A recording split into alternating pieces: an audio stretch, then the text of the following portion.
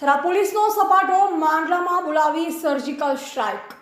નવનિયુક્ત પીઆઈ વિંજુડાના રુદ્ર અવતારથી બુટલેગરોમાં ફેલાયો ફફડાટ. ડુપ્લિકેટ દારૂની આખી ઝડપાઈ ફેક્ટરી બનાસકાંઠાના થરા પંથકમાં હવે ગુનેગારોનું આવી બન્યું છે.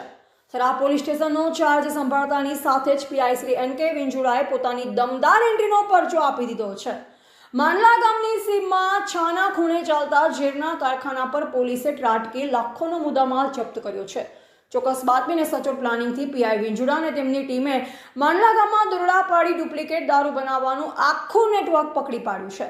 હજારો લીટર નકલી દારૂ, સ્પિરિટના કેરબા, ખાલી બોટલનો ખડકલો અને બ્રાન્ડેડ કંપનીના ડુપ્લિકેટ સ્ટીકરો અને કેમિકલ ભેળવીને મોતનું વેચાણ કરવાની તૈયારી હતી, જેને પોલીસે સમયસર નિષ્ફળ બનાવી હતી.